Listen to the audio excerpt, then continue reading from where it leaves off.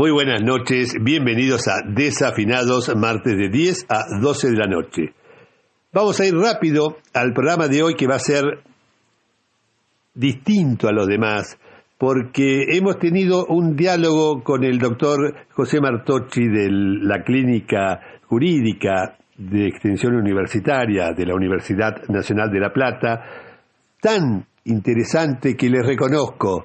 Por más que muchos digan que es antirradial, se me pasó el tiempo disfrutando el diálogo. No por lo que yo decía, sino por lo que decía él y por lo que hacen desde esa clínica. Así que vamos a eliminar la parte final. Desgraciadamente teníamos un cuento hermosísimo que nos habían mandado a Mercedes García Orcola. Lo pasaremos para el próximo martes. También el audio de Darío Pignotti lo hemos tenido que suprimir, y le hemos pedido a la radio, que como siempre gentilmente aceptaron, no interrumpir el diálogo. Entonces ahora vamos a la primer tanda. Al terminar el diálogo, la segunda tanda, y después la despedida. Con ustedes la tanda, y después el diálogo con José Martocci. Y continuamos con Desafinados, y ahora sí, vamos a un diálogo con el doctor José Martocci. José, vos estás dirigiendo ¿qué tal? ¿Cómo andás? Bueno, tenemos un gran amigo en común, Juan José Martearena, que me mantuvo al tanto siempre de los logros, y con una gran sorpresa, porque eran logros jugados los que iban obteniendo. Pero antes, no nos adelantemos, ¿no? Vos sí. Estás en un programa de extensión universitaria, dirigiendo una de las áreas, pero ¿por qué no nos explicás de qué se trata la extensión universitaria, de qué se trata la clínica jurídica, las distintas áreas? ¿Cómo no? Y quiénes pueden acceder?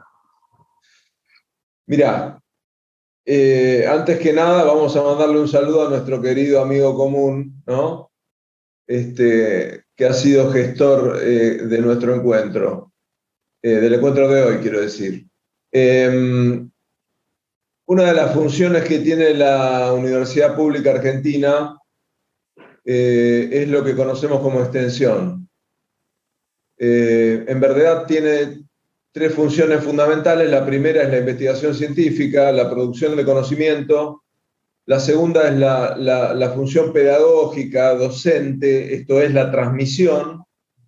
Y la tercera es la extensión, que significa un poco llevar todo ese caudal de conocimiento en permanente construcción a la comunidad.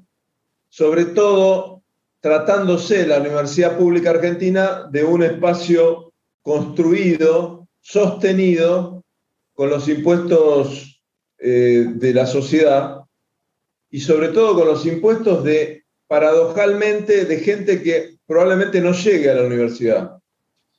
Es decir, una señora en una villa, cuando hoy compró 3 litros de leche, el IVA, para darle desayuno a sus hijos, está sosteniendo la universidad pública, y probablemente sus hijos no lleguen a ella, porque hay una desigualdad estructural, hay una pared y un techo de vidrio, aunque no se lo quiera mirar, está.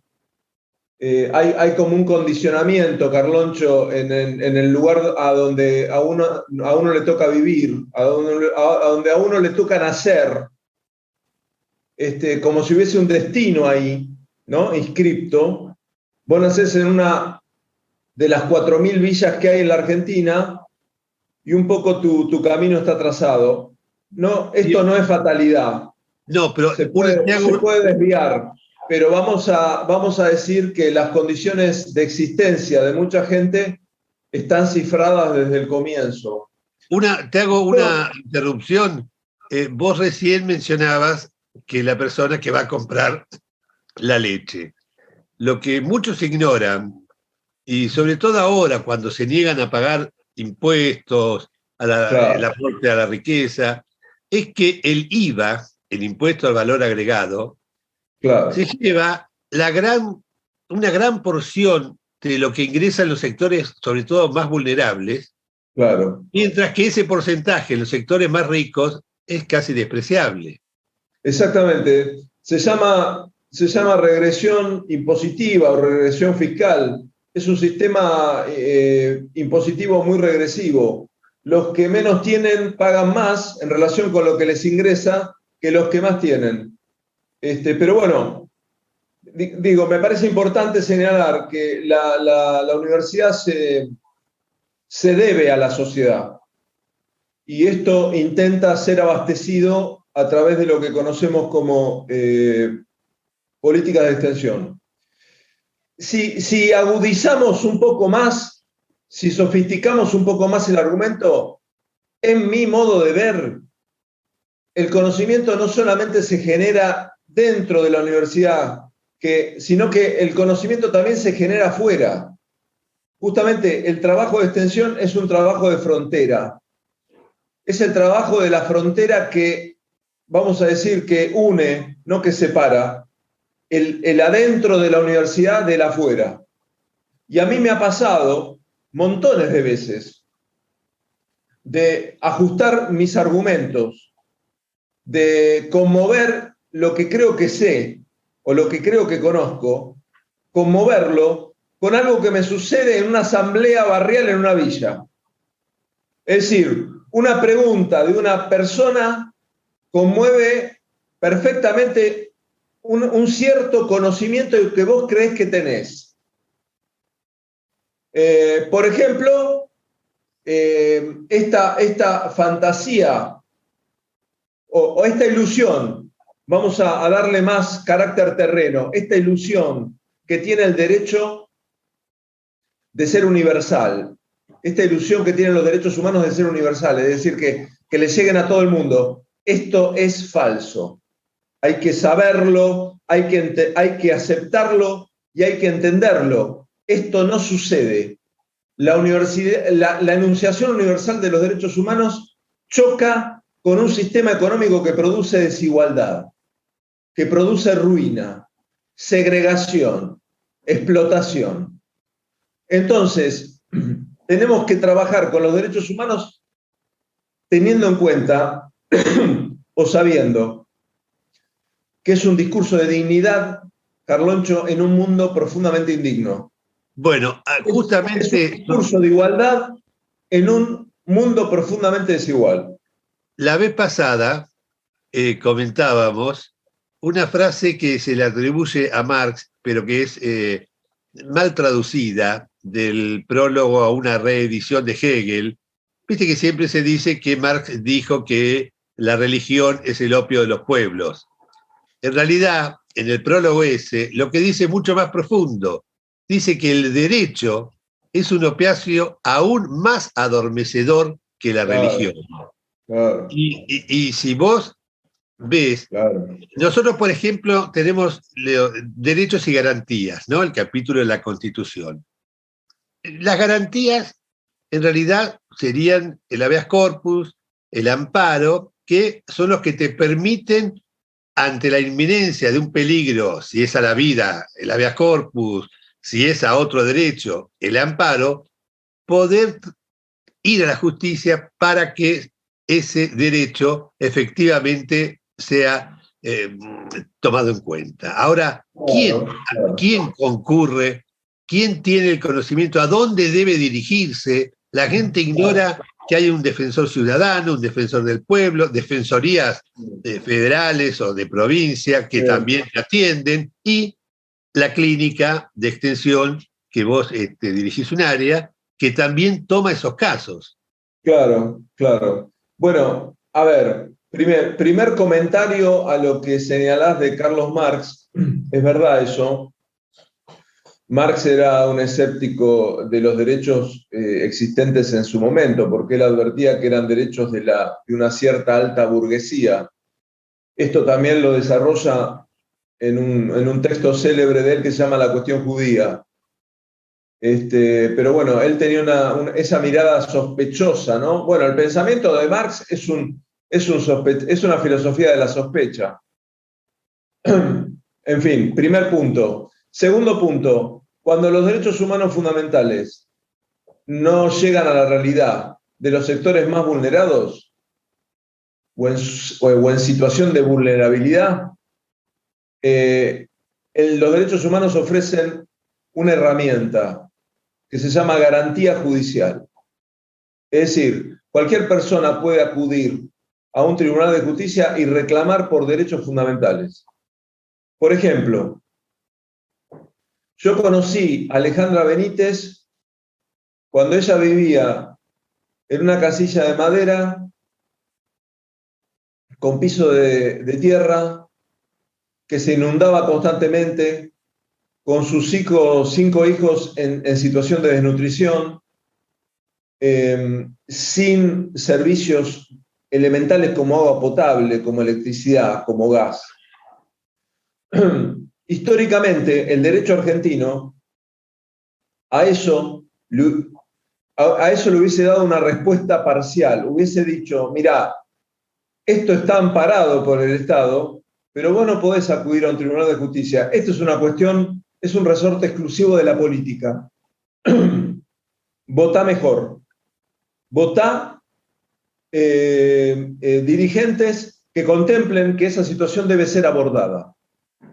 Pero con el correr del tiempo, estos derechos empezaron a ser judicializados, sobre todo después de la reforma del año 94, constitucional, donde ingresa en la Constitución el paradigma de derechos humanos, que nace en nuestro mundo occidental en el año 1948 en las Naciones Unidas.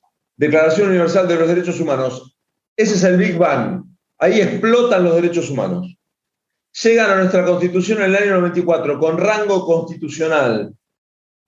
Y esta es una fuerte conmoción del sistema jurídico argentino, que es lo que permite llevar a los tribunales cuestiones de derechos sociales, económicos y culturales que antiguamente los tribunales no recibían. De hecho, en la causa Benítez, tanto en primera como en segunda instancia, los tribunales dicen que la vía del amparo no es la que corresponde, que hay una vía administrativa previa que debe agotarse, que es una cuestión política, que no es una cuestión judiciable, etcétera, etcétera. La Corte Provincial, en la causa Benítez, despeja todos esos argumentos y dice sencillamente: Estado de la provincia de Buenos Aires, usted le debe una vivienda digna a esta persona, en tanto es una mujer sola con 5 hijos, en situación de desnutrición. Y además le debe un ingreso mínimo vital y móvil para sostener mínimamente la alimentación de esta familia. Con esto, la Corte señaló, hizo, digamos, un cambio rotundo, porque de manera muy valiente le señaló al Estado que el Estado tiene obligaciones inmediatas para con un montón de gente que vive en situación subhumana. Decime, en ese fallo, el voto de Negri, que fue el último, hace alusión precisamente, si no me equivoco, a que lamenta que esto haya llegado a la vía judicial cuando debió haberse resuelto por la política antes, y que así todo, corriendo el riesgo de que vengan un montón de peticiones iguales, corresponde hacer lugar. Y así fue, le dieron la casa y una casa bastante digna.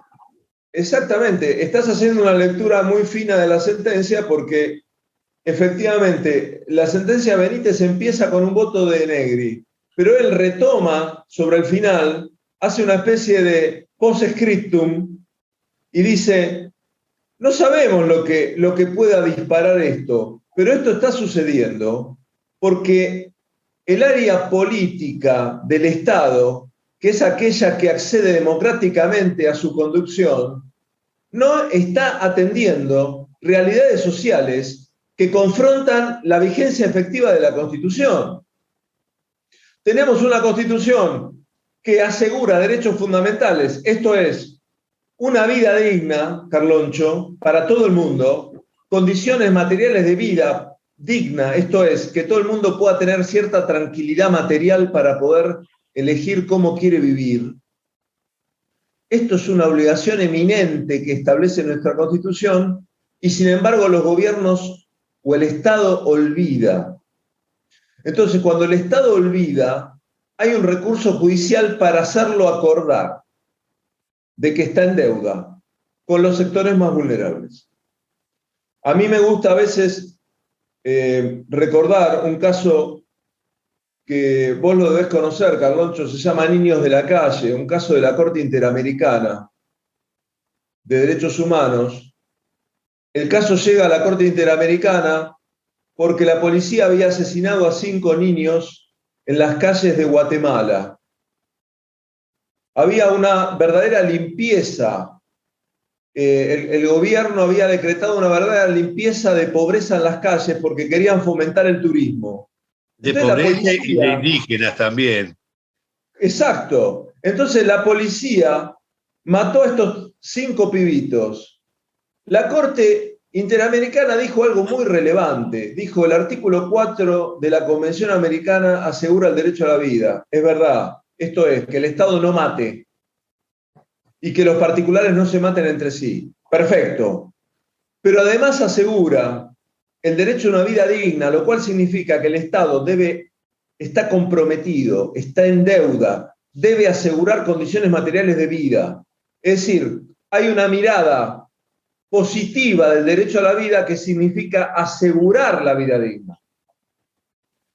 Como nuestra Constitución recibe la Convención Americana en las condiciones de su vigencia, esto es, en las condiciones en que es interpretada por la Comisión y por la Corte Interamericana, entonces la Corte Provincial se ve obligada por la Convención Americana y por la interpretación que hace la Corte Interamericana. De hecho, el caso de Niños de la Calle es citado como uno de los argumentos favorables a la demanda.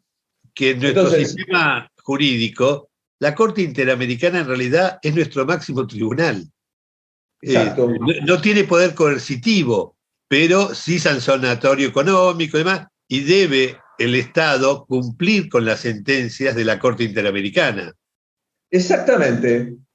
Así como vos lo dijiste. Por ejemplo, fíjate vos, la Corte Interamericana le ordenó al Estado chileno en épocas de Pinochet que elimine una cláusula de la Constitución porque era una cláusula que admitía la censura previa. El caso se llama La Última Tentación de Cristo, que es una película, creo que de Martin Scorsese, que no se podía exhibir en Chile por censura previa. Entonces, vos fíjate que la Corte Interamericana es capaz de dejar sin efecto una cláusula constitucional contraria a la Convención Americana. Tenemos un sistema interamericano de derechos humanos muy importante, que ha ayudado mucho a nuestros países a llevar adelante, por ejemplo, los procesos de verdad y justicia, Carloncho.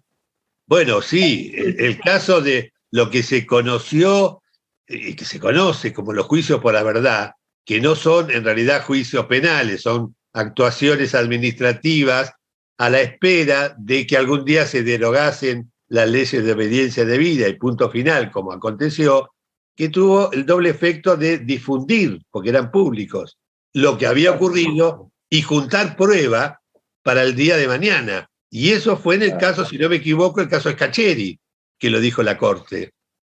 Exactamente. Pero además vos fijate que la Corte Interamericana, en el caso que se conoce como Barrios Altos, dice que los crímenes de lesa humanidad, es decir, aquellos que lleva adelante el Estado contra sus ciudadanos, no pueden ser motivo de amnistía o de leyes de perdón o de leyes de olvido. Ni de prescripción. Barrios Altos, que fue el precedente que le sirvió a la Corte Nacional Argentina para derogar los decretos de indulto y para declarar nula la ley de obediencia debida.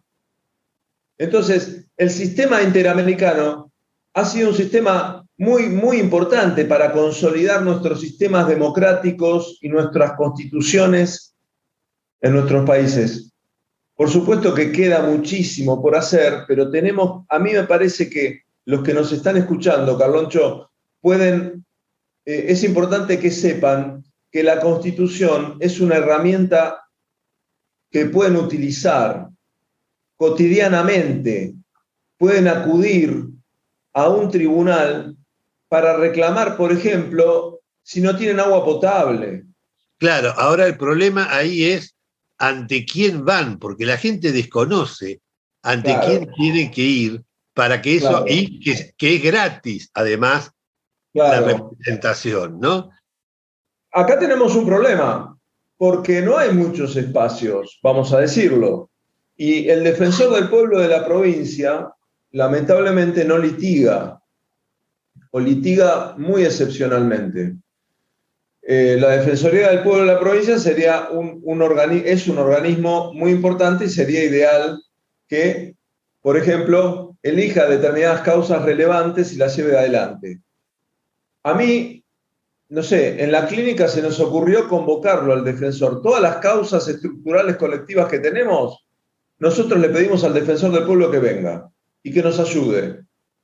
Entonces viene y, por supuesto, avala nuestros argumentos, nos apoya y demás. Pero la Defensoría por sí misma no promueve demandas, acciones colectivas y demás.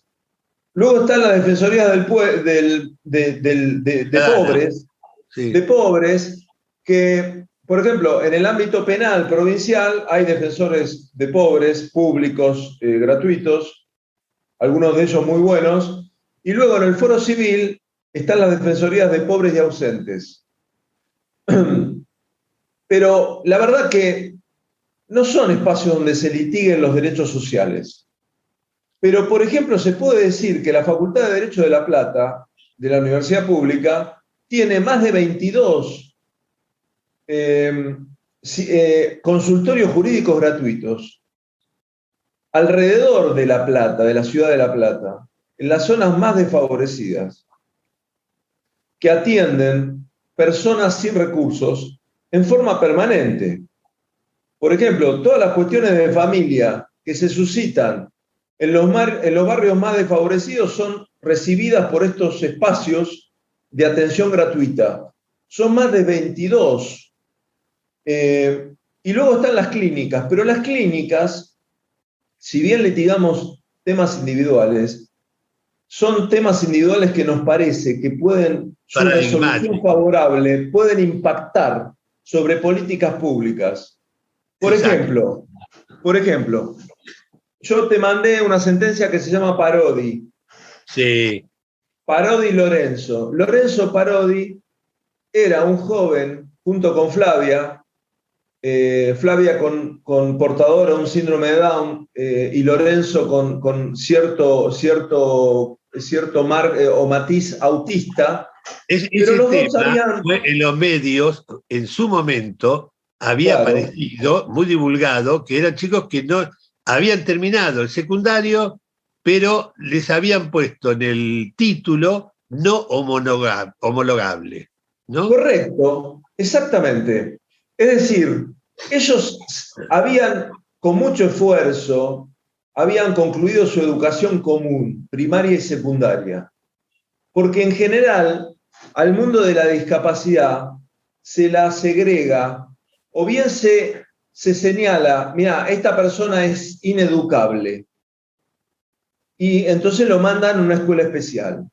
O bien no lo mandan ni a la escuela especial ni a la escuela común, y se queda en la casa. Con el advenimiento de la Convención Internacional sobre los Derechos de las Personas con Discapacidad, que tiene rango constitucional, es el último tratado que aprobó nuestro país, lo que se incorporó es el derecho a la educación inclusiva, Carloncho, con lo cual todo niña con discapacidad, la que tenga, tiene que estar en una escuela común, tiene que desarrollar su potencia educativa, su potencialidad educativa, sea la que sea, en la escuela común. Mira, te voy a contar una anécdota, te estoy interrumpiendo. No. En el año 60 se crean 3 escuelas de enseñanza media en la provincia Ataúlfo Pérez Aznar, Pérez Aznar era el ministro en la época de Allende, de Educación, Claro, y como no había escuelas de provincia y los que no entraban en las escuelas nacionales perdían el año, crean de un día para el otro en Berisso, Ensenada y La Plata las escuelas de enseñanza media. La de La Plata, más conocida como la Legión Extranjera, que mi madre la nombra directora ahí, desde el claro. año 61, o sea, eso se crea en el 60, en el 61, la primer mujer de Rodolfo Walsh era la encargada del gabinete para ciegos. Y Mirá, desde el año 61, en la Escuela de Enseñanza Media número 2, España, o Legión Extranjera, los ciegos pueden asistir con los demás alumnos, ¿no? Algunos claro. con el perro, otros con bastón, y si van a la mañana, a la tarde tienen el gabinete nada más que él y la profesora para, es más, había un aula llena de máquinas de braille, en esa época no existía otra manera, ¿no? Pero esa inclusión hoy no la tenés en los colegios. Bueno, pero lo que vos estás planteando, Carloncho, es un hito educativo argentino, en Argentina, porque justamente a las personas ciegas históricamente se las ha mandado a la escuela de ciegos, ¿no? Lo que hizo esa escuela que vos mencionás y tu madre fue justamente una política inclusiva. Es decir, entender que toda persona tiene derecho a estar en una escuela común, sea de gestión privada o de gestión pública. Pero todo niño o niña tiene que estar en una escuela común. Y con este concepto, Carloncho, el niño no se tiene que acomodar al colegio. Es el colegio que es el que se tiene que acomodar al niño. Tiene que entenderlo, comprenderlo, saber quién es, lo que necesita, los ajustes, los apoyos que necesita. ¿Para qué? Para terminar su educación o para llegar hasta donde pueda llegar. Bueno, y Porque, retomemos el caso Parodi. Entonces, ¿qué pasó ahí? claro, porque vos fíjate, en Parodi y en el caso de Flavia, los dos, llegan a la clínica con la dificultad de que habían terminado sus estudios secundarios y la escuela les daba un título con eso, como vos dijiste, no homologable. Esa, esa expresión no homologable provenía de una resolución interna de la Dirección de Escuelas que distinguía entre personas sin discapacidad y personas con discapacidad a los fines de emitir el título. Era una situación típicamente discriminatoria. Sus familias habían reclamado insistentemente en que le dieran el título como a sus pares y nunca nadie les había respondido. De manera que nosotros emprendimos una acción judicial que se llama Parodi, justamente, en la cual la jueza María Ventura Martínez dijo que la expresión no homologable que impedía seguir estudiando y seguir trabajando era una expresión discriminatoria, incompatible con la Constitución y con la Convención, y que la resolución sobre la cual se asentaba esta expresión era inconstitucional. Bien, esto fue una sentencia tan bien fundada, tan asentada en el sentido más básico, más común, y en la idea de dignidad y no discriminación, que el Estado provincial no la apeló. No la apeló. Y lo que hizo fue derogar la resolución, Carloncho, con lo cual, a partir de ese momento, los títulos ya no pudieron contener la expresión no homologable. Y a partir de ese momento, el título de un joven que alcanza a concluir su educación secundaria es un título como cualquier otro. Puede seguir estudiando o puede seguir trabajando. Trabajando, porque para trabajar te piden el título. Claro, vos fijate que Flavia, portadora de un síndrome de Down leve, quería ser maestra jardinera y no se podía anotar porque el título era no homologable. Entonces vos fíjate cómo una conducta del Estado puede intervenir sobre la vida de una persona y desviarla por completo del deseo de la persona. Entonces, tengamos en cuenta que esto lo pudimos hacer porque hay una Constitución de Derechos Humanos y porque hay jueces, los hay. Lamentablemente estamos acostumbrados a que aparezca en televisión los de Comodoro Pi y todos los demás, pero hay jueces que hacen muy bien su trabajo, jueces y juezas, que son los que atienden este tipo de casos, son los que entienden el núcleo profundamente humano que estos casos conllevan. Por poner el caso de Parodi, pero podríamos hablar de muchos otros casos, por ejemplo el de cupo laboral en el Poder Judicial. Bueno, ese que empezamos hoy y no lo terminamos por interrupción mía. No, Contalo porque es muy interesante y ver ahora, seguir para ver si se va a cumplir efectivamente o no. exacto. Cuando empezamos hoy a hablar, Carloncho, dijimos que uno de los problemas de los derechos humanos es que es su inefectividad. Es decir, los sectores más postergados, los sectores en situación de vulnerabilidad, que son un montón de gente, y que algunos sociólogos y filósofos sociales llaman población sobrante, porque es la población que el sistema capitalista expulsa. Bueno, estos sectores son sectores que la Constitución privilegia. Son sectores donde la Constitución, a quienes la Constitución les dirige una protección preferente.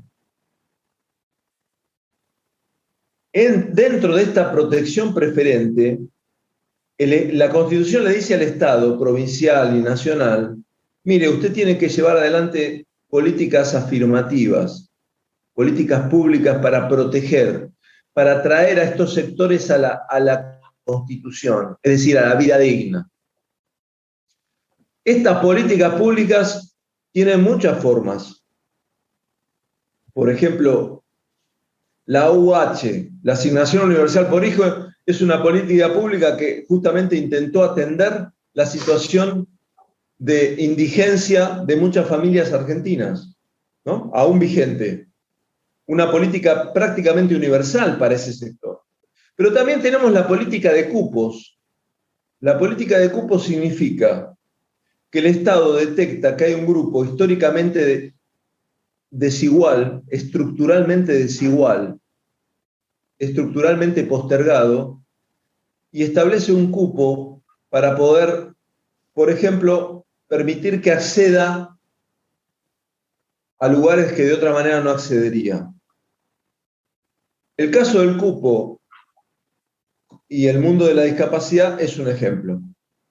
Hace más de 30 años tenemos una ley en la provincia que establece un piso mínimo del 4%, que el Estado provincial, en todas sus áreas, planos, y sea en todos sus entes, tienen que contratar, incluir personas con discapacidad dentro de sus plantas permanentes, transitorias o contractuales. Históricamente esto no se ha cumplido, pese a que hay una ley, hay un reglamento y hay un organismo que se llama SECLAS encargado de colocar personas con discapacidad que se anotan en su registro. Nunca sucedió. Nunca sucedió que se cumpliera el cupo. Sí se han designado personas con discapacidad en las plantas del Estado y habitualmente, Carloncho, las vas a ver llevando un expediente de un lado a otro o atendiendo la puerta de un baño. Es decir, cuando se incorpora una persona con discapacidad, se la incorpora en un lugar subalterno. Y curiosamente, el Poder Judicial es el que menos lo ha cumplido. El que menos lo ha cumplido.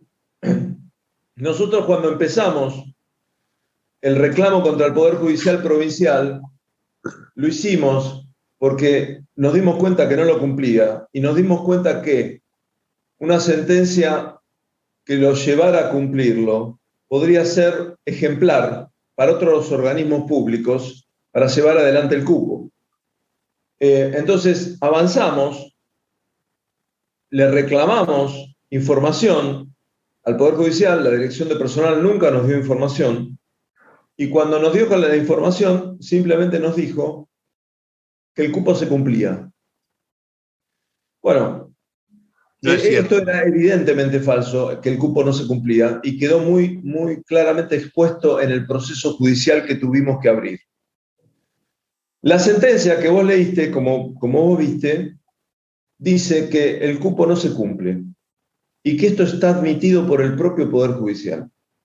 Pero además dice que el cupo, la incorporación de personas con discapacidad en el Poder Judicial, ha sido irregular. ¿Por qué? Porque la persona con discapacidad que ingresa, no ingresa a través del cupo, ingresa porque alguien conoce a alguien que se lo designa. Cuando en realidad el cupo es un sistema que significa que debe establecerse un área donde personas con discapacidad se inscriben y son evaluadas en sus condiciones, en sus atributos, para cumplir determinadas funciones. Es decir, no es simplemente una designación, sino que es un espacio reservado para que personas con discapacidad sean evaluadas, incluso evaluadas junto con otras personas, para que el Estado termine eligiendo a la persona más competente para el lugar que se está intentando cubrir. Ahora, vos fíjate, vos puedes ser ciego y ser un excelente abogado, por ejemplo, y podría ser Exacto. secretario. Ahora, si vos sos discapacitado motriz y tenés que usar una silla de ruedas, no tenés cómo acceder a tu oficina y de acceder no tenés baño con la apertura suficiente para vos entrar y hacer tus necesidades. Es decir, Exactamente. toda la estructura está hecha para expulsar a quienes necesiten, a quienes tengan cierta discapacidad o capacidad. Exactamente. Retomemos. A mí me Estábamos con parece, el cupo. sí, vamos a decir primero que el cupo, la demanda de cupos se genera a través de un frente de actores. Es decir, hay personas con discapacidad, personas físicas, y hay también asociaciones de personas con discapacidad.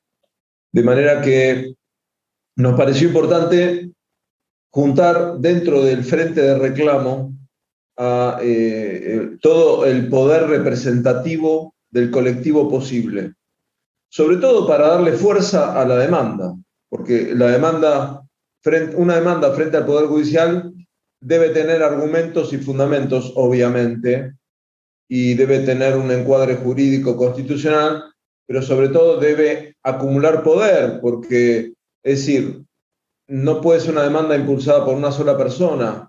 Aunque sea una demanda técnicamente posible, lo importante es acumular poder, poder representativo, capital simbólico. Entonces, la sentencia es una sentencia formidable porque entiende, primero, que el cupo no se cumple, y segundo, que las designaciones de personas con discapacidad del Poder Judicial están mal hechas. Es decir, están mal hechas porque son parte de un proceso discrecional, donde quienes eligen a la persona no dan cuenta de por qué y no hacen intervenir al propio organismo encargado por la ley y por el reglamento, que es el CECLAS, que es el organismo preparado para intervenir en la selección de personas para ocupar lugares, cargos en el Poder Judicial y en el Estado provincial. Ahora, decime una cosa, Sí. José, de alguna manera, ¿no? En lo federal directamente es discrecional. Cuando está la vacante, el juez propone, o la Cámara, y quien tenga la superintendencia, en lo federal es la Cámara, lo designa. En la provincia hay una suerte de curso que vos quedás en un listado dentro del cual el juez va a seleccionar a la persona que propone. Ahora bastaría con decir, bueno, mire, de cada tantos que usted seleccione, 1 o 2 tienen que haber sido recomendados justamente por el organismo que los entrevistó, evaluó sus capacidades y no tiene otra opción. Usted sí o sí tiene que designar para cumplir con la ley de cupo. Bueno, sí.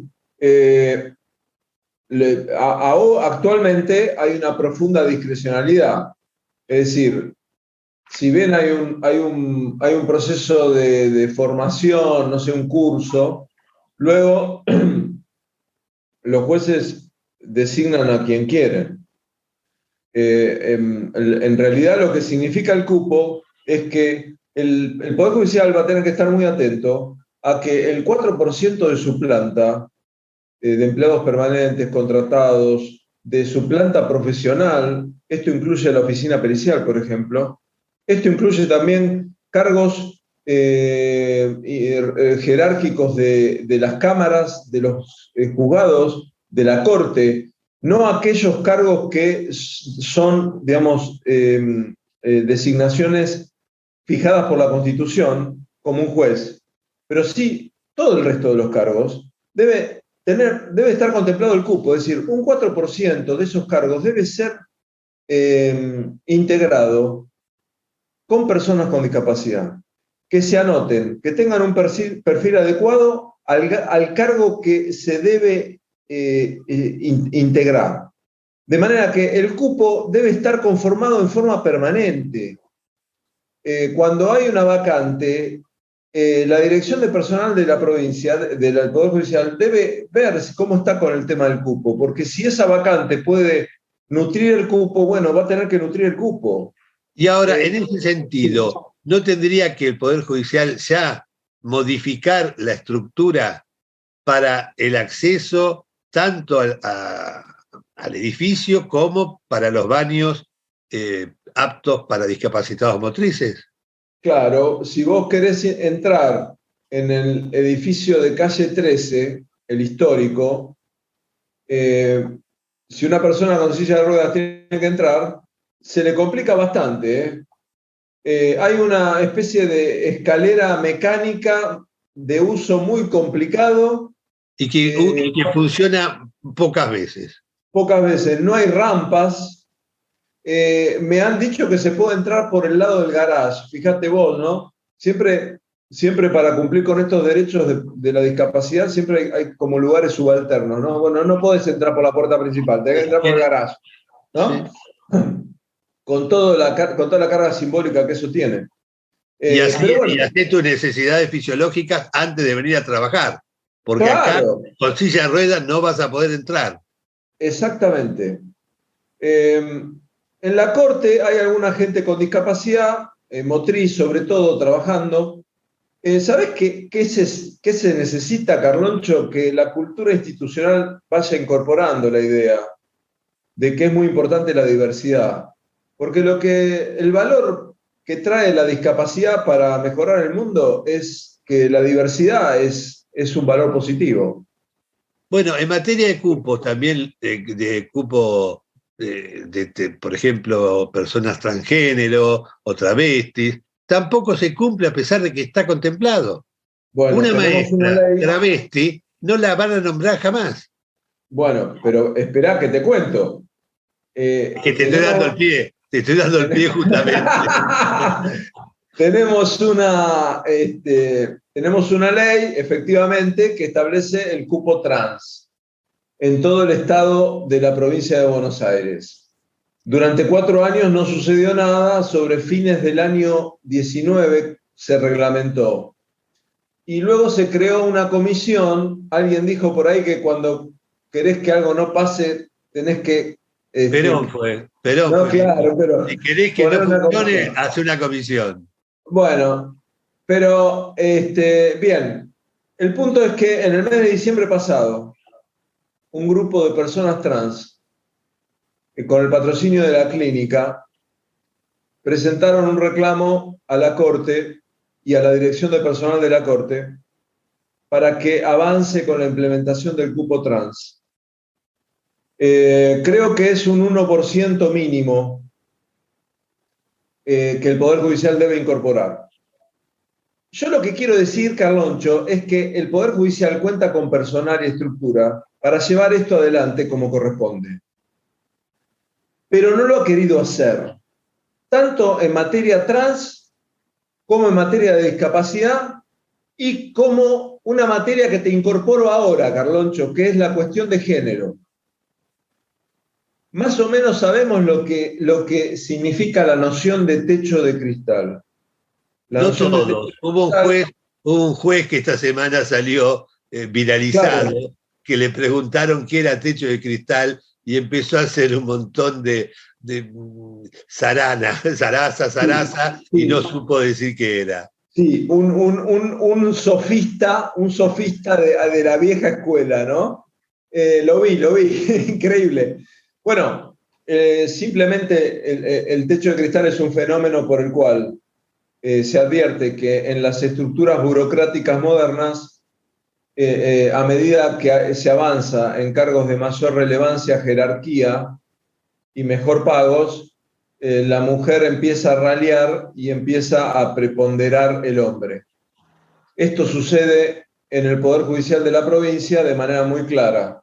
Mirá, casi todas las secretarias son mujeres y casi todas las mujeres son hombres. Claro, exactamente. Y las camaristas son verdaderamente una minoría que no supera el 20-25%, y en la Corte de la provincia hay una sola mujer. Y no quiero ni pensar en la casación penal, donde probablemente no haya una mujer o dos, no más.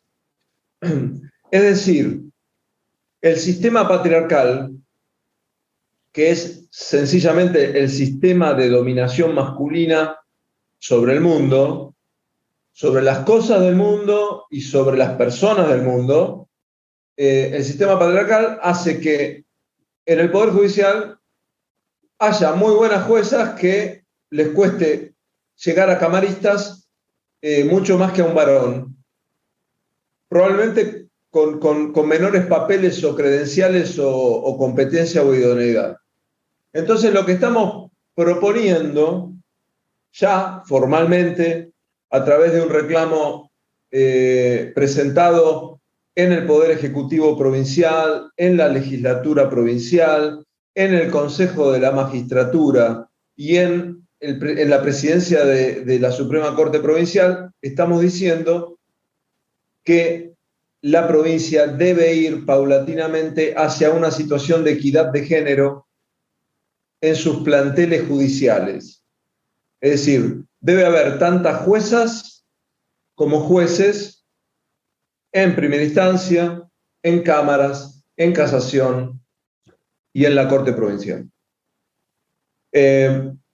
¿Por qué? Bueno, porque es un principio de igualdad y de no discriminación fundamental que consagra el paradigma de derechos humanos. Y que entonces, fíjense, los tratados internacionales, recordémosle a la gente, que son parte de nuestra Constitución. Con lo cual, que el Poder Judicial no los cumpla, resulta muy chocante a los valores de la sociedad y a lo que se dice con respecto a lo que se hace. Exactamente. Pero además, sabemos, Carloncho, que porque el Poder Judicial, al Poder Judicial lo habitamos. Vos en tu lugar, yo en el mío. En fin, estamos todo el tiempo intercediendo en el Poder Judicial.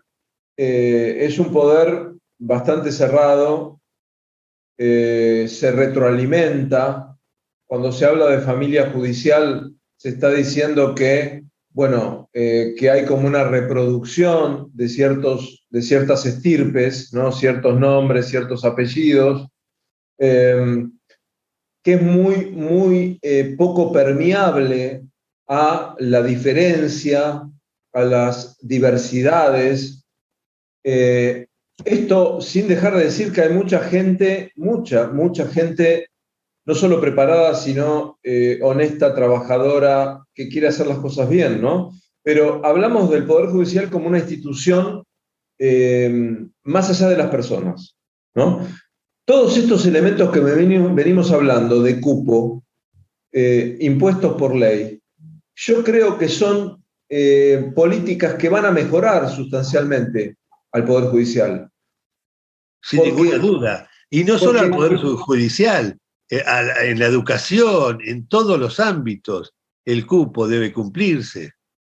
Claro, porque si vos convivís todos los días, Carloncho, en tu trabajo, con una persona trans, vos vas a empezar a entender que esa forma, que esa vitalidad eligió para sí misma, es un acto de libertad muy importante que no solo hay que respetar, sino que hay que valorar. Y vos vas a poder ver en una persona con discapacidad cómo se arregla para vivir, más allá de que le tocó en suerte tal o cual cosa. Y vas a entender que la diversidad es un elemento muy relevante para un mundo mejor, para ser mejores. Mirá, hoy te nombraba lo de la escuela, la Legión extranjera, ¿no? Que desde el 61 tiene ciegos. Pero no solo eso, también discapacitados motrices, gente con problemas espásticos, y como en cada división vos tenés compañeros con tal o cual capacidad distinta, digamos, sí, todo se naturaliza y son tus amigos o tus enemigos por cómo son, no por eso que tienen, si es ciego o no es ciego. Quedan integrados y no quedan en una especie de gueto como, con perdón de lo que voy a decir, la escuela de ciegos podrá haber tenido en su momento un gran valor, pero hoy por hoy creo que no es un gran valor. Creo que lo ideal es que estén integrados en los colegios comunes. Un amigo mío tiene una escuela en su casa donde admite chicos Down. Y Mirá. Él no sabe cómo los chicos Down aprenden a leer y a escribir, porque el sistema que él tiene es que entre los mismos compañeros se enseñan, ¿no? Y yo una vez caí a visitarlo a él, olvidándome que estaba, porque la escuela la tiene en su casa, y había una chica Down, pero Down severa, no leve, recitando Lorca de memoria. No te puedo explicar. Por empezar, fue una de las pocas veces que escuché recitar bien a Lorca, ¿no? Y eso que yo egresé de la escuela de teatro, pero lo que se logra con la integración. Y otro caso que me estoy yendo por las ramas, pero en las vacaciones, los padres de una nenita no Down le dicen, bueno, podés invitar a una amiguita una semana a la costa. E invitó a su compañerita Down.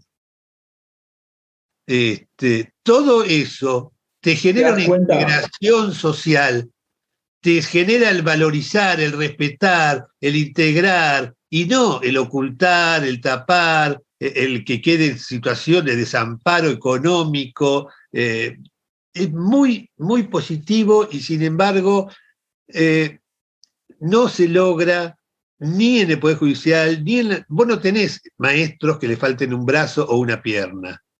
No los toman. Bueno, pero acabas de mencionar, Carloncho, un tema que es muy relevante también. En la docencia de la provincia de Buenos Aires es muy difícil encontrar personas con discapacidad. Yo tengo una persona amiga, que es una persona trans, que además perdió una pierna de pequeño, que es profesor de literatura y que le resulta imposible trabajar porque no puede trasladarse de un colegio a otro, porque no solo implica costosamente una economía imposible, económicamente imposible, sino porque además su cuerpo se ve afectado, está con una muleta todo el tiempo. Entonces, la pregunta de por qué ¿por qué no? Digamos, es una pregunta profunda, ¿por qué nos cuesta tanto incluir? ¿Por qué nos cuesta tanto? ¿Y por qué nos cuesta tanto ver a la otra edad, al otro, como alguien que puede convivir con uno en el mundo de uno? Pero si nos cuesta a veces integrar a la gente de edad en la sociedad. Exactamente, pero vos mencionabas tu escuela histórica, que en La Plata siempre se conoció como la Legión. La Legión era considerada como una escuela residual, como una escuela que recibía a los que eran expulsados de los colegios, por ejemplo, ¿no? De los colegios más, entre comillas, prestigiosos de la ciudad. Encontraban un lugar en la Legión. Y esto que en ese momento circulaba como un disvalor, era la grandeza de la institución. La grandeza de la Legión era que recibía a todo el mundo. Pero incluso te digo una anécdota. Unos chicos que venían eran hijos de trabajadores de un circo. Entonces estaban 2 meses acá, 2 meses allá, y nunca podían continuar los estudios. Y cuando llegaron, ni siquiera tenían todavía el trámite del colegio anterior, donde constaba, y mi madre le dijo, pues es una fanática de que vos termines tus estudios, sí o sí. Los admitió, lo más bien, creo que estuvieron 3 meses, pero es la única manera de posibilitar que la gente pueda continuar los estudios, y el derecho a la educación es un derecho humano. Algunos lo llaman de segunda generación, esa categoría a mí no me satisface, ¿no? Pero según el momento en que fue legislado, bueno, como sea, la cuestión es que el derecho a la educación no solo sí, la obligación la tiene el Estado asegurarlo, pero todos podemos hacer que eso se efectivice. Sin ir más lejos, los clubes de fútbol, Grigol los obligaba a los integrantes de los planteles inferiores a estudiar, si no, no jugaban. Estudiantes hace lo mismo, ¿no? Es como que es mentalizarse que la educación es como la comida, todos tienen derecho a educarse y deben educarse. Sí, además, ¿sabes qué, Carloncho? La idea de derechos humanos convoca la idea de interdependencia. Es decir, no puede haber un derecho civil y político realmente vigente si los derechos económicos y sociales no están asegurados. Una persona que se muere de hambre no tiene ningún derecho, ni civil ni político. Bueno, ahí vamos a otro de los temas que ustedes tratan. Durante el gobierno anterior se sacaron muchísimas asignaciones a gente con discapacidades o motrices o psíquicas, y ustedes en la clínica han tenido casos que han salido a favor. ¿Por qué no nos contás también de eso? Bien. Antes te digo que el tema del cupo en el Poder Judicial, la jueza ordenó la constitución, el juez Terrier ordenó la constitución de una mesa de trabajo que ya está constituida y empezó a desarrollarse el jueves de la semana pasada. Ah, qué buena noticia. Esto es importante porque, digamos, nosotros no queremos sentencias bien escritas, bien hechas y que nos generen orgullo, sino que queremos que las sentencias se hagan efectivas, ¿no? Y decime, y si alguien quiere inscribirse, porque mucha gente la han rebotado de tantos lados, que se ha buscado un trabajo por ahí en la casa haciendo, no sé, ropa, lo que sea, porque sabe que ya está, no quiere que la humillen más. Si quieren inscribirse ahora, van, hacen el curso y quedan inscriptos con el derecho a que se cumpla ese cupo.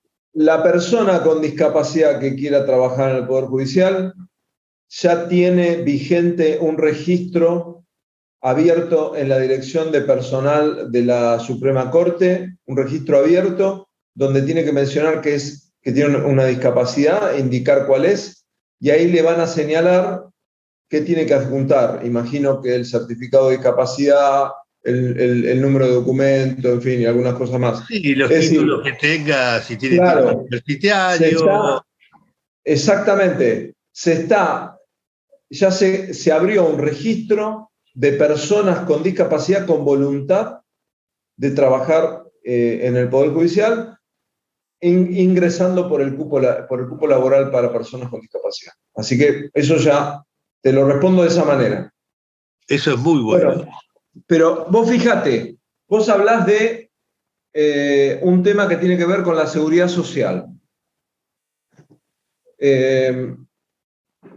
Históricamente, en la provincia hay una ley vigente, que es la 10.205, que establece para personas con discapacidad una pensión que debe tener el rango económico equivalente al haber jubilatorio mínimo en la provincia. Históricamente, el IPS ha pagado una miseria. Al día de hoy, aunque te parezca una burla, el IPS está pagando 1.200 pesos por mes. Te sale más caro ir hasta el banco y volver que... Sí, sí, no cubrís ni 2 días de verdulería, en fin. Bueno, lo que pasa con la gente que elige esta pensión es que viene de la mano de la obra social IOMA, que es una obra social que en materia de discapacidad verdaderamente, más allá de situaciones y demás, es una obra social que cubre, respalda. Entonces la gente elige esta pensión pese a la miseria del ingreso, porque tiene una muy buena obra social. Si vos elegís la nacional, hoy estarías cobrando unos 15.000 pesos, pero con un programa médico muy pobre, muy deficiente. Entonces mucha gente elige la provincial. Hemos impulsado distintas causas individuales, todas las cuales obtuvieron medidas cautelares donde los jueces de La Plata ordenan que la pensión por discapacidad sea equivalente al haber jubilatorio mínimo. De manera que hay mucha gente que ya está percibiendo más de 10.000 pesos y no los 1.000 que te acabo de referir. Los 10.000 pesos también son una miseria, pero para alguien que cobra solo 1.000 pesos y que el resto vive de ayudas, ir a una suma de 10.000 pesos es muchísimo. Ahora, nos dimos cuenta que no podíamos seguir reclamando individualmente. Entonces emprendimos un proceso colectivo, una demanda colectiva, donde una serie de personas que son titulares de pensiones con discapacidad en la provincia se presentan no por sí mismas, sino por el colectivo que integran. Este proceso se llama Asociación Azul versus Instituto de Previsión Social de la provincia. Es un proceso que ya está en marcha y es un proceso que el jueves que viene de esta semana va a tener su primera mesa de trabajo para ver cómo se resuelve esta situación. La resolución que se tome ya no va a involucrar solamente a 1, 2 o 3 personas, sino que va a involucrar al colectivo entero. Y posteriormente lo van a tener que generalizar a todos. A todo el mundo. A todo el mundo. Esta es la gran ventaja de los procesos colectivos. Vos podés litigar en favor de personas que de otra manera nunca podrían litigar por la situación de pobreza que viven, o simplemente, Carloncho, porque no saben ni dónde están los tribunales. Es que es verdad. O creen que tienen que pagar. Claro, o no pueden llegar en colectivo hasta tribunales porque no tienen plata para hacerlo. Ahora, decime una cosa, Pepe, porque, como bien decís, es una gran ventaja, pero de doble filo, porque en el tema, por ejemplo, viviendas dignas, si se hace una colectiva, te van a decir, no hay plata. Tienen razón, pero no hay plata.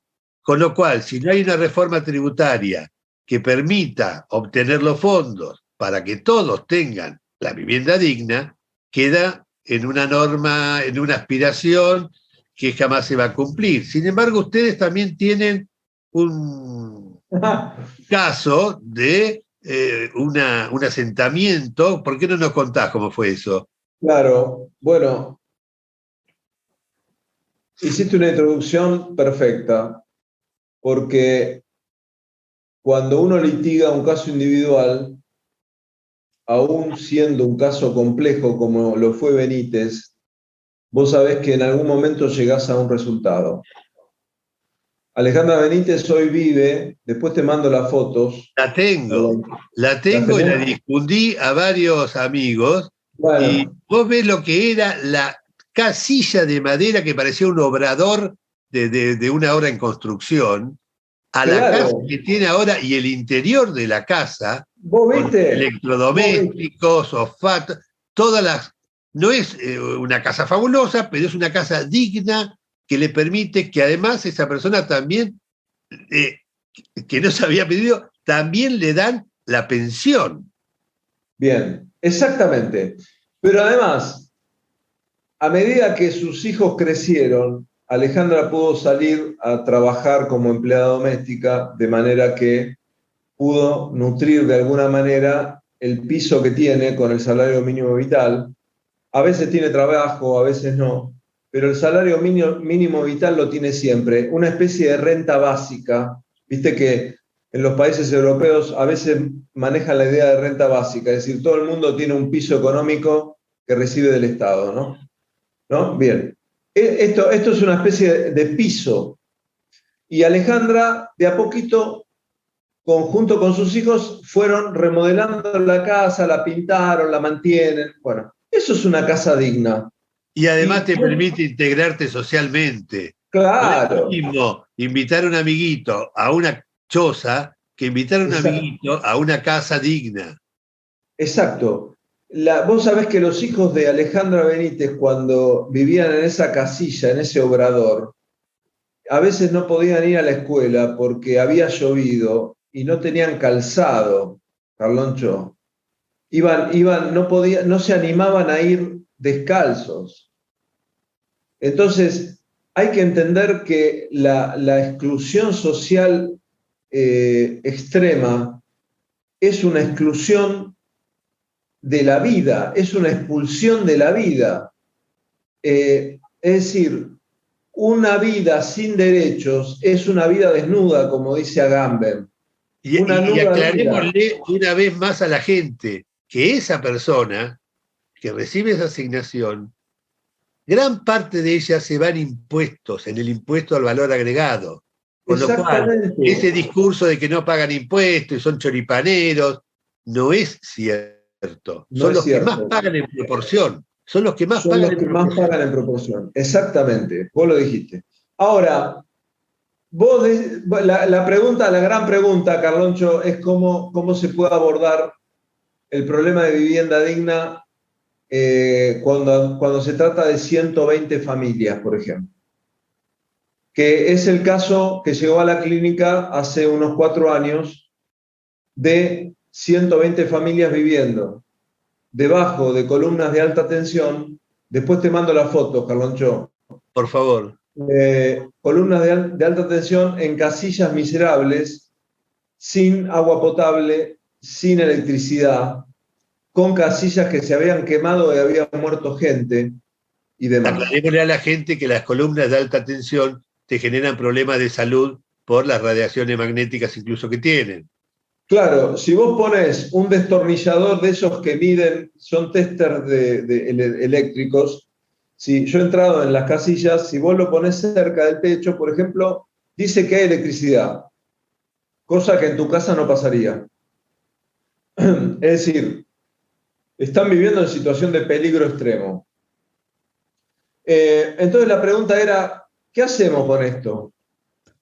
Cuando yo te refería al comienzo, que uno aprende en esos lugares, te lo refería porque realmente cuando yo me acerqué al lugar, y fui muchas veces, y nos hemos hecho amigos de varios vecinos de ahí, cuando los vecinos preguntaron, nosotros tenemos derecho a vivir de otra manera. Y a mí la pregunta me dio un poco de vergüenza, Carloncho, porque yo, formateado en la Facultad de Derecho, la respuesta es sí, ustedes tienen derecho a vivir de otra Pero manera. conociendo la realidad sabías que no. Claro, pero ¿y cuándo sucede eso? ¿Cuándo va a suceder?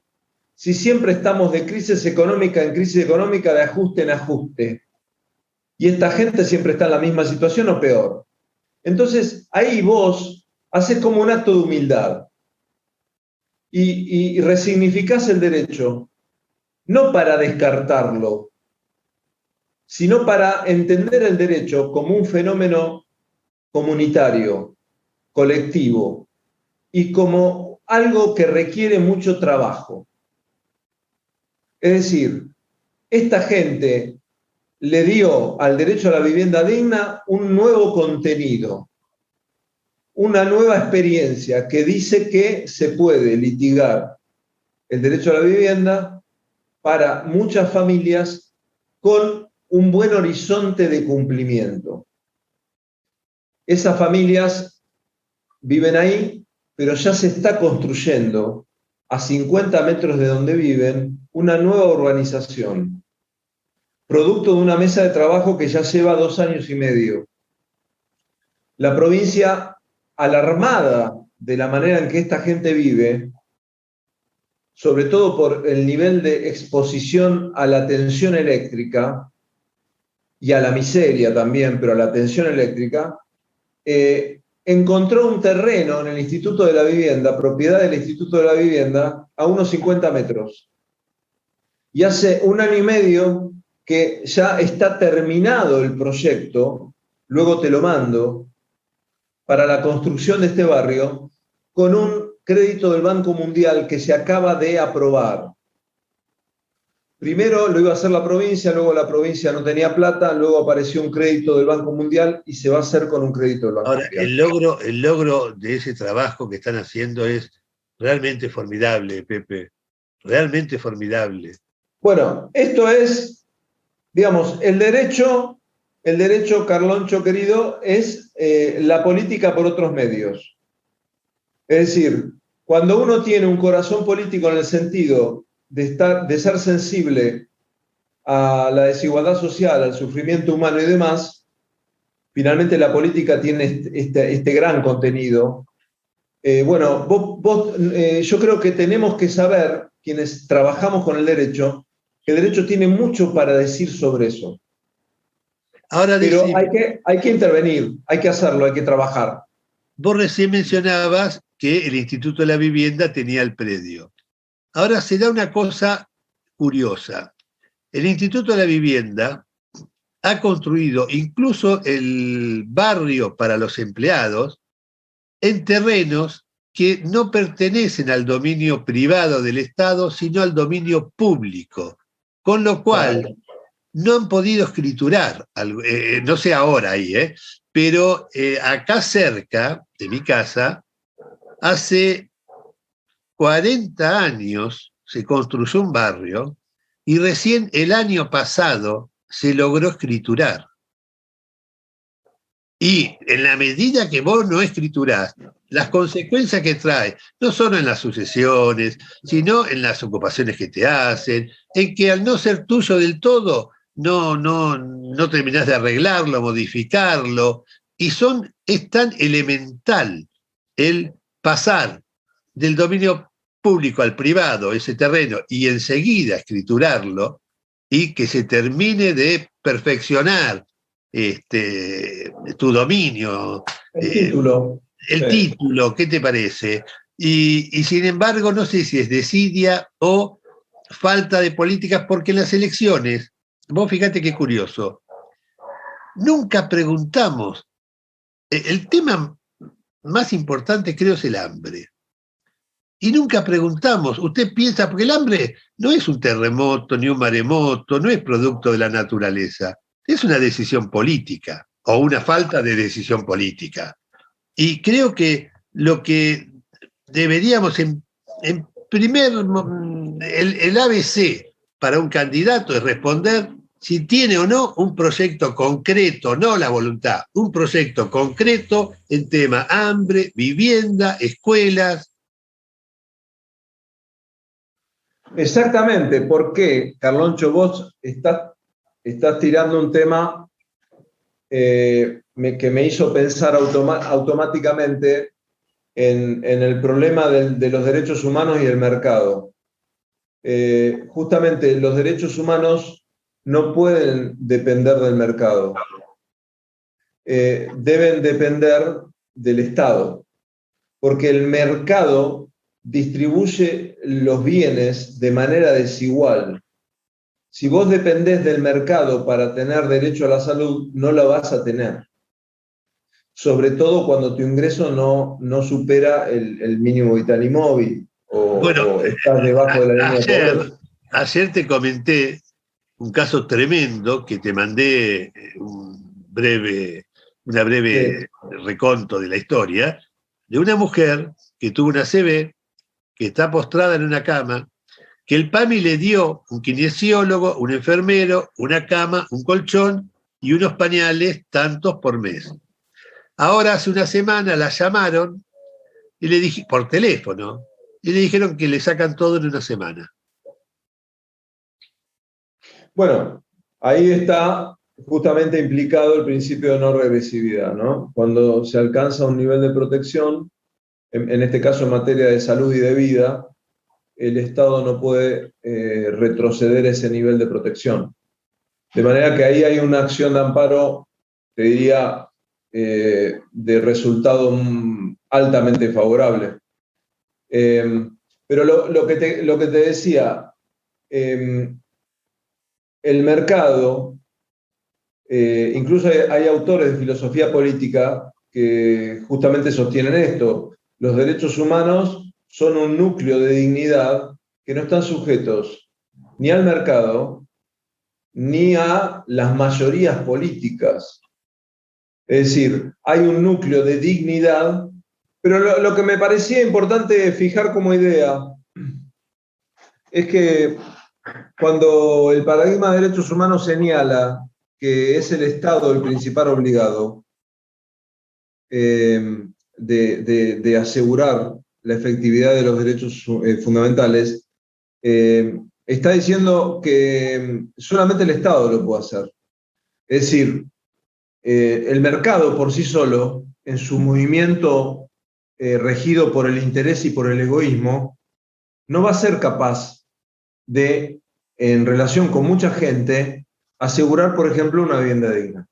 No, la teoría del derrame, hasta Biden ya dijo que no existe. Claro, nos sorprendió este señor la semana pasada diciendo que era una vieja mentira, pero nos tuvieron con eso décadas, Carloncho. Todavía están acá hay Todavía muchos. están acá. Sí, pero decime una cosa.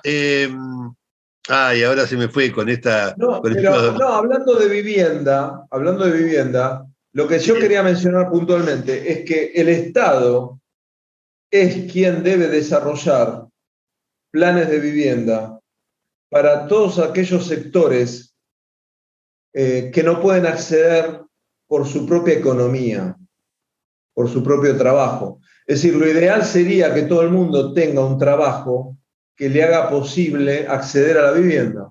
Bueno, ahí está lo que te decía. Esto que históricamente es como, bueno, si podemos, este gobierno va a hacer también viviendas, cuando en realidad el orden debería ser al revés. Vamos a hacer viviendas, educación y comida, y después vamos a ver qué más podemos hacer. Pero eso debe estar asegurado como prioridad política. Exacto. Exactamente. Vos sabés que hoy hablamos de la Declaración Universal del año 48. En esa declaración, que empieza diciendo que la persona humana es merecedora de una vida digna, exenta del miedo y de la miseria, así dice el prólogo, es un tratado que incluye derechos de todo tipo, civiles, políticos, económicos, sociales y culturales, que hacen una síntesis en torno a la idea de dignidad. Y en el artículo 25 consagra el derecho a un nivel de vida adecuado, que es un derecho que involucra vivienda, vestido, alimentación adecuada y nutricional, Claro, pero educación, también salud. tenemos una constitución que dice que las cárceles deben ser sanas, no para castigo, sino para resocialización. Rehabilitación, sí. Sí. La vez pasada, en una inspección al penal de Olmos, y esto lo vi yo porque estaba en la inspección, ¿sabes cuánto había en el almacén de todo el penal de comida? Y no te estoy mintiendo, 1 kilo de arroz. Un Wow. kilo de arroz. Amén de que la cantidad que llega de carne, parte se la queda al servicio penitenciario, bajan menos de lo que dicen que bajaron, etcétera, etcétera. Eso te genera una pelea interna entre los detenidos, porque vos tenés plata, mirá, si tu familia no trae, yo mañana, ¿entendés? Te genera un disvalor tan grande, pero lo más preocupante es que no solo están en situaciones con cucarachas, ahora sin vacunas. La Comisión Provincial por la Memoria presentó ahora un pedido de que se vacune a los internos. No están vacunados contra el COVID. Los que trabajan lo hacen gratis o por 2 pesos para empresas privadas. Por ejemplo, viste la valerina para limpiar. Bueno, las embolsan, demás, pero no cobran en blanco un salario que vaya a un peculio o que vaya parte a la familia para que no se disgregue y se mantenga unida la familia. Digo, la ley puede estar recogiendo valores que todos consideramos válidos, pero si no se cumple, ¿no? Y hay sectores que a los grupos de poder no les interesa, o mejor, les interesa que sigan en ese estado, porque la mano de obra va a ser más barata.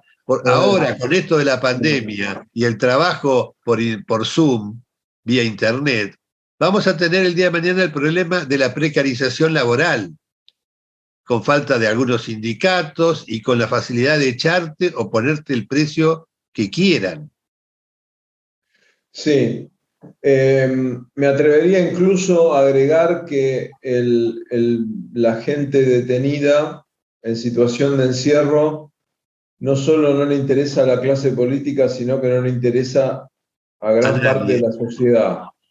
Y la gran mayoría no está condenado, están procesados y son todos de la misma clase social. No vas a ver gente rica y si los ves van a estar en un pabellón distinto. Ahí también hay una discriminación estructural, porque el sujeto que se detiene y que se encarcela es siempre más o menos el mismo. Es un masculino muy joven, pobre, villero, que si no lo captura el narco, lo captura la policía, y si no lo captura el sistema penitenciario, o termina muerto, ¿no? Ahí hay un grupo muy bien identificable, que es carne de cañón de este sistema perverso que tenemos. Mirá, Carloncho, estamos trabajando las últimas 2 semanas, estamos trabajando cuestiones ligadas al DNI. Primera cuestión, personas en situación de detención que se inscriben en la universidad para estudiar. La carrera no los trasladan. Bueno, ahora es por Zoom. Cuando era presencial, no los trasladaban a los exámenes a propósito a veces. Pero además ahora hay un problema estructural que tiene que ver con que ellos no tienen DNI y mucho menos tienen el certificado analítico. Entonces, el Estado provincial se desliga del problema y frente a los reclamos te dice, bueno, que lo consigan ellos. Como si una persona en situación de encierro pudiese hacer algo para conseguir su DNI o su currícula. Es absurdo, pero además Además implica... es la manera más simple de solucionarlo, hasta con un convenio entre educación y el servicio penitenciario, y se acabó. Exactamente. Pero acá esto se inscribe en la cultura del castigo, Carloncho. Es decir, a la persona no solamente se la detiene, se la priva de su libertad, sino que se la castiga. Tiene que sufrir no solamente su libertad corporal, sino tiene que sufrir un encierro que cercena su condición humana. Y cuando se le abre una ventanita para estudiar, se la cierra rápidamente con objeciones de tipo documental o instrumental. O el traslado, te trasladan de unidad y perdiste el derecho a estudio. Y como si fuera poco, te largan a las 12 de la noche. Mirá, yo la vez hace 4 años venía de la costa y por la avenida 44 me hacen dedo 2 personas y yo tengo la costumbre de a todo el mundo lo llevo. Lo único que le digo es no hablemos. O sea, no te llevo para asentamiento. No hablemos. Yo te llevo a donde vaya. Y cuando siento el olor, en las cárceles hay un olor que es como a comida recalentada, es muy particular, muy difícil de definir, pero muy fácil de reconocer. Y le digo, ustedes salen de la unidad, ¿no? Sí, nos largaron a las 12 sin plata, sin pasaje, y tenemos que ir, no sé si a Hurlingham, a dónde. Vale decir, si no robaban o si no se metían en un tren, era imposible, ¿entendés? Es como que te obligan a volver a caer. Parece mentira. En algunos casos se ha modificado y lo largan a otra hora, pero todavía legalmente es a las 12 de la noche. Sí, y hay un discurso del odio, Carloncho, donde mucha gente justifica que suceda eso. Mucha gente justifica que suceda eso. Y el otro tema del DNI que tenemos tiene que ver con la ley de identidad de género. La ley de identidad de género de hace unos años, una ley nacional, reconoce el derecho de toda persona a, digamos, cambiar. Autopercibir su sexo, Claro, y el a cambiar documento. su documento en base a su autopercepción, a su género autopercibido. Estamos empezando el tema, pero bueno, es un tema también ligado a un grupo profundamente repudiado, como es el colectivo trans, tanto como las personas detenidas.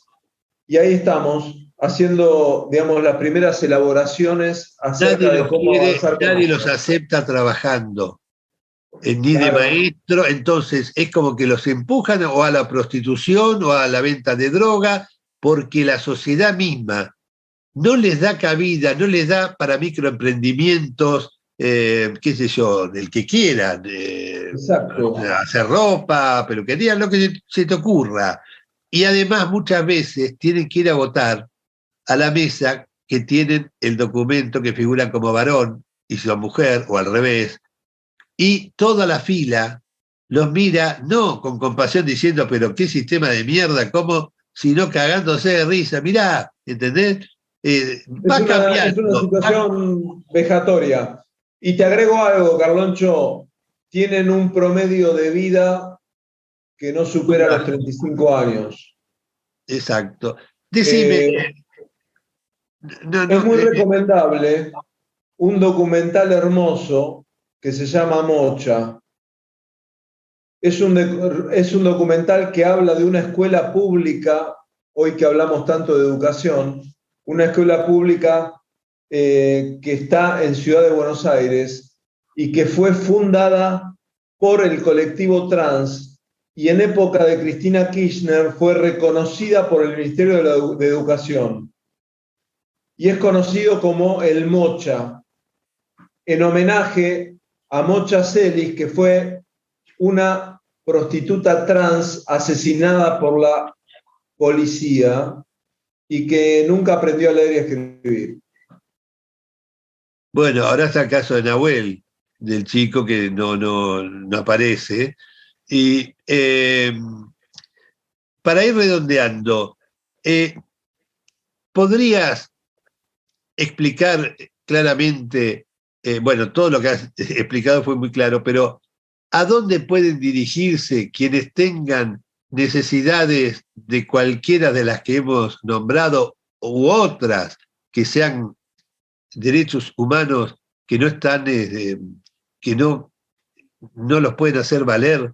¿A dónde pueden dirigirse? Porque la gente realmente no sabe a dónde ir o cómo comunicarse por internet o telefónicamente. Bien. Nosotros, que nos busquen, las clínicas tienen una dirección en Facebook. A través del Messenger de Facebook se contactan y nosotros el Facebook lo controlamos todas las semanas, todos los días, diríamos. Así que ahí hay una vía de comunicación.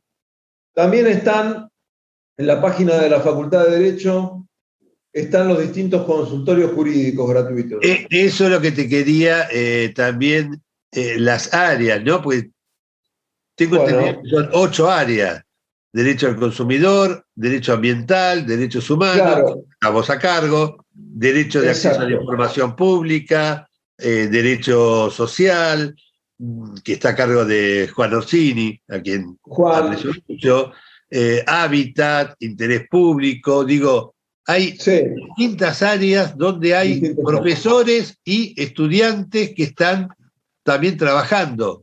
Exactamente.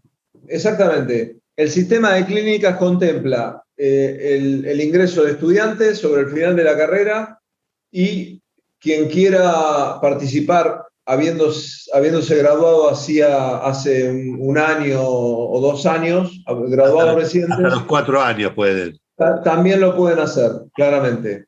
Y la gente que tiene el corazón puesto en estos derechos suele quedarse más tiempo incluso. Así que es una experiencia muy conmovedora, diría, de la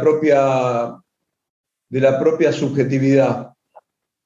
Toda la gente que pasa por las clínicas se va con una formación y sobre todo con el interés en intervenir en el futuro, en su vida profesional. Una conciencia social muy distinta. Claro, exactamente. Y la universidad me alegra que cumpla, que devuelva a la sociedad, ¿no? De esta forma, todo lo que la sociedad le ha dado y para lo que la ha creado, porque yo no me olvido más, yo estudié muchos años bioquímica antes de Derecho. Sí. Y tenía un compañero que realmente era un tipo brillante y estaba haciendo un trabajo y le pregunto de qué es. Es sobre unos lípidos de unos peces noruegos. ¿Y cuál es la finalidad? No tengo ni idea. ¿Cómo? Claro, porque nosotros hacemos una parte, Canadá hace otra, no sé qué otro país otra y Estados Unidos otra.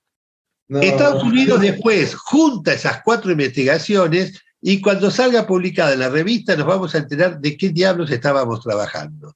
O sea, acá tenemos la plaga del naranjo, la vinchuca, falta de agua potable, digo, temas en los cuales la universidad en los últimos años se ha volcado a tratar, a ayudar a los vecinos a lograr agua potable, a mejorar el riego. El INTA, que estaba destrozado, está empezando a funcionar de nuevo. Digo, para eso está la ciencia y la tecnología. Exactamente. Pero vos sabés, Carloncho, que se trata de decisiones políticas, de darle lugar a estas cosas. Sí, pero esas decisiones, si la gente no las reclama al momento del voto y una vez que el gobierno está en el poder, el gobierno por sí solo no lo va a hacer, salvo que realmente tenga la voluntad. Pero la historia indica que es el reclamo de la gente y el servicio de en este caso, la Universidad de La Plata, que creo que es bastante pionera. El hecho que hayan varias partes del país universidades, lejos de, como dijo algún dirigente, ¿para qué se quieren? Son Claro. tan necesarias para solucionar problemas muy concretos. Ya te digo, la plaga del naranjo, que te estropea y que todavía no se vuelcan los fondos para solucionarlo. La vinchuca y un montón de enfermedades que no se ha decidido por H o por B que la universidad se meta en eso. Y sin embargo, acá en La Plata, la vez pasada, me enteraba de unos potabilizadores de agua que habían hecho y que los estaban llevando a la parte de granjas que hay acá alrededor de La Plata, de Sí. hortalizas, para obtener agua potable con unos filtros, igual que el trabajo de energía, con energía solar. Digo, mejoran la calidad de vida cotidiana de toda la sociedad, que es la que está pagando con sus impuestos, mayoritariamente con el IVA, todos esos estudios. Hay mucha actividad en ese sentido, por suerte, y creo que va a crecer, porque además la Universidad de La Plata tiene una historia ligada al compromiso político, vamos a decirlo. No es una universidad más, ha padecido el terrorismo de Estado como pocas. Hay una memoria, hay un legado, digamos, político, y yo creo que eso con el tiempo va a crecer y crecer. En la Facultad de Derecho, por ejemplo, las políticas de extensión se multiplican todo el tiempo, aún en situaciones de pandemia como la que estamos viviendo. Así que bueno, Y de manera gratuita. de manera absolutamente gratuita, claro, obviamente, sí, Bueno, sí. no, pero obviamente, pero hay que aclararlo, porque son No, horas de no, lo trabajo, aclaramos, sí. horas de trabajo que ponen, que no se la remunera, y a la vez la gente, cuando accede a ustedes, también el trámite todo es gratuito. Pepe, Absolutamente. te, no solo te felicito, sino que es un gusto. Yo he sostenido muchas veces que no conozco médicos que a la mañana maten nenes, ni ingenieros que a la noche rompan puentes, pero abogados que estén en mafias he conocido muchísimos. Y es un gusto ver que algunos no, que hay muchos que no, por otra parte, aclarémoslo también, ¿no? Pero que ese compromiso social desde una universidad, o sea, que el Estado mismo esté comprometiendo alumnos, profesores, en aras de solucionar cuestiones sociales, eh, es muy, muy destacable y admirable. Así que es un gusto. Bueno, Por norma general, a los amigos de mis amigos los quiero, igual que a las novias de mis amigos las quiero. Y a vos te tengo un aprecio todavía más grande que el que te tenía, Pepe. Así que un gusto muy grande Rodolfo, y estamos a tu eh, disposición para cuando quieras, este, para difundir, ¿cómo no? incluso Sí, para el proyecto que te comenté la vez pasada, ¿cómo no? ¿Cómo no? cualquier mano que puedas darnos. El proyecto es muy elemental, te lo comenté y lo comento a la audiencia. Se trata simplemente de que quienes quieran, particulares o comercios, tornar apta sus instalaciones, el baño, ¿no? O el acceso, para ser usado por discapacitados motrices, es decir, esa puerta más ancha, la baranda, esa suerte de plancha, ¿viste? Esa madera como para planchar para chicos que están en estado vegetativo, que esa Claro. diferencia de costo la puedan deducir de los impuestos. Un arquitecto dice el antes y el después, firma. Vos llevás las boletas del rubro, de los azulejos, la madera y demás, y así como un abogado deduce una rema de hoja de los impuestos, bueno, que esto también se pueda deducir y no se necesita ni un nombramiento, es decir, burocráticamente no se necesita nada. lo único que se sancione la ley provincial o nacional. Es una gran idea. Así que bueno, Carloncho, nos veremos o por Zoom o cuando termine la pandemia en lo de Juanjo. ¿Cómo no? Que por otro lado tiene buen whisky siempre. Siempre. Estaré, y buena música. Buena música, rockabilly. Rockabilly. Sí. Clásica no le gusta. No entiendo por qué. Y buen asado. Así que más no se puede despedir. Es un gran amigo y un gran anfitrión. Y tiene una de las memorias más prodigiosas que conozco. Sí, es impresionante. En materia jurídica, en materia de música, en lo que sea, te recuerda hasta la cita de dónde, qué libro, en qué lugar. Carloncho, hablar con él es casi un acto de humillación. Sí, mirá. Porque recuerda todo. Es Funes el memorioso. De todo. Me regaló antes de ayer 2 tomos del Quijote completo. Y esto ya no tiene nada que ver con lo que veníamos hablando, pero es una anécdota muy linda. Hay una expresión que la usa varias veces el Quijote, que es alma de cántaro.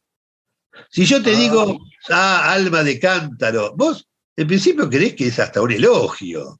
No, quiere decir estúpido, torpe. O sea, alma es entendimiento y cántaro es algo hueco. Por tanto, es que no entendió nada.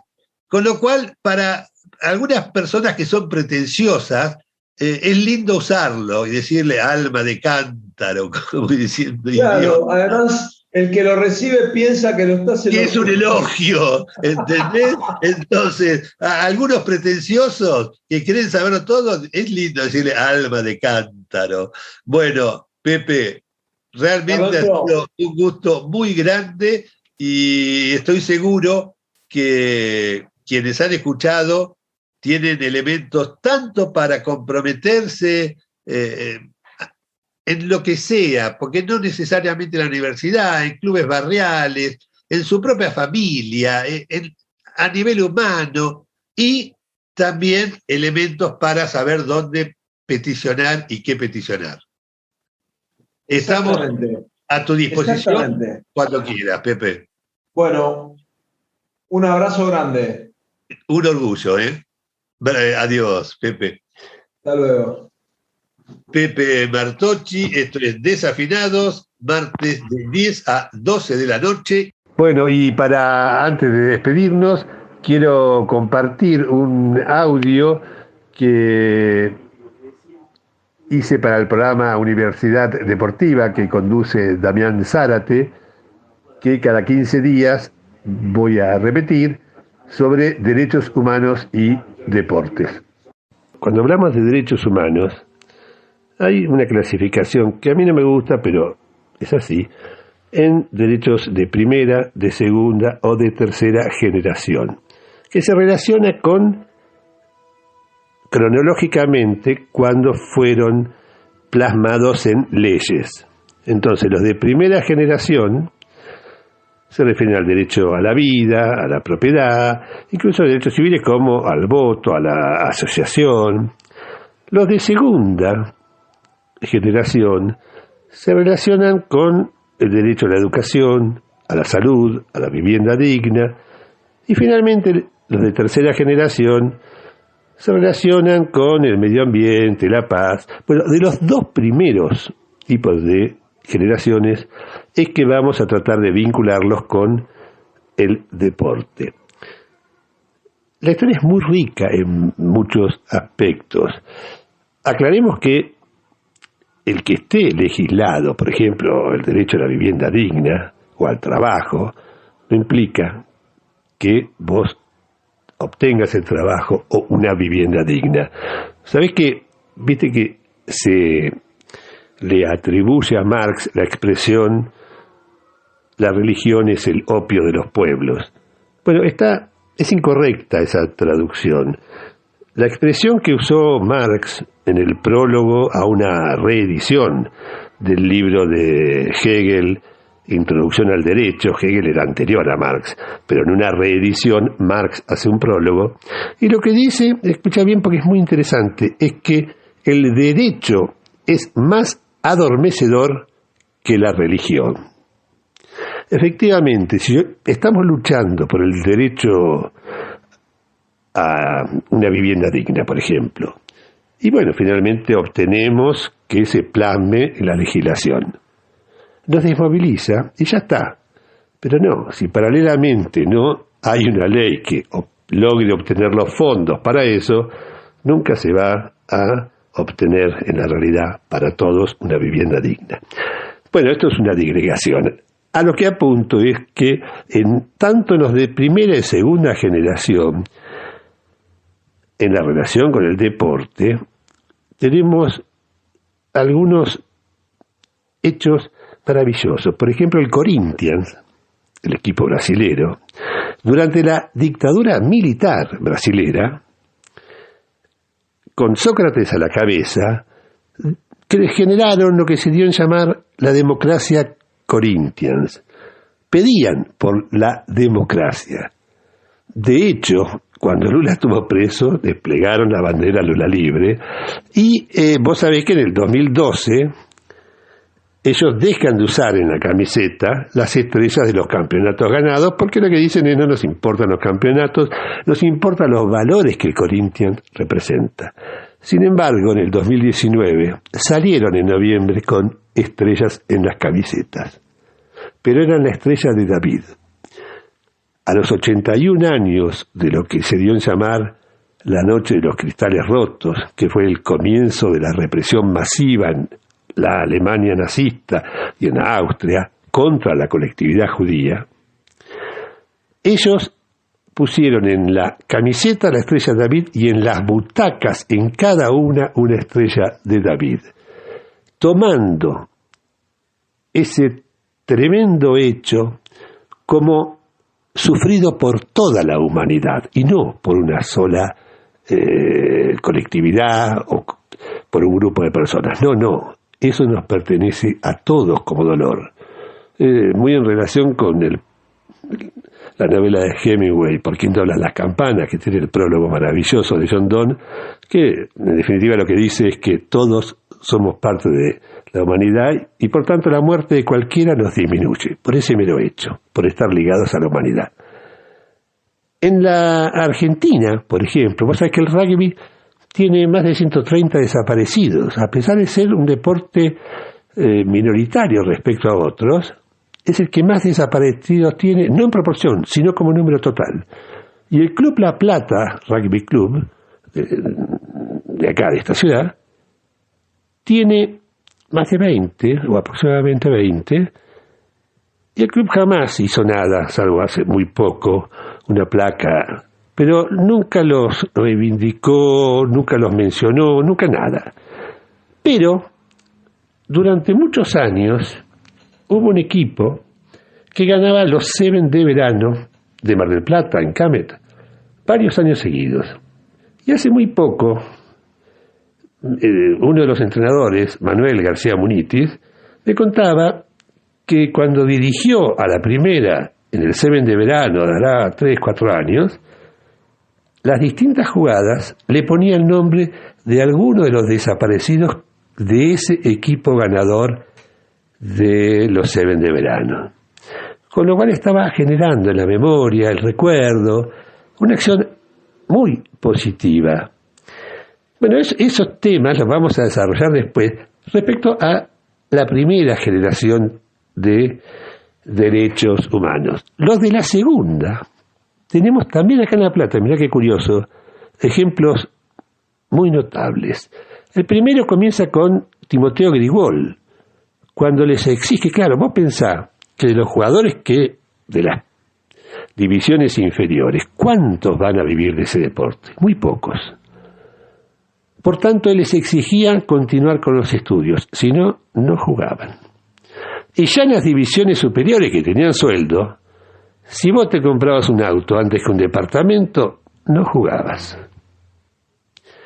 Esa idea, durante la presidencia de Verón en Estudiantes, fue tomada. y se exige el estudio a los integrantes de las inferiores, de las superiores, e incluso se creó la tecnicatura, que tiene nivel terciario, que se desarrolla en el Club Estudiantes. Bueno, cada 15 días, cada uno de estos temas y otros más los vamos a ir desarrollando en 5, 10 minutos a modo de anécdota. Un gran abrazo, Damián, y a todo el equipo que te acompaña, y muchísimas gracias por esta invitación. Bueno, queridos oyentes, ha sido todo por hoy. Espero que este diálogo con el doctor Martocci les haya servido mucho. A mí personalmente me sirvió muchísimo, y fundamentalmente para difundir a quienes estén en situación de desamparo respecto a algún derecho, bueno, que tienen dónde recurrir gratuitamente, que un grupo muy idóneo lo va a recibir. Y recuerden, parece frase de póster de pizzería, pero es muy cierto. Mientras la desgracia nos dé recreos, a festejar. ¿Pasó algo malo? ¿No? Listo. Eso es lo bueno. Hasta el próximo martes.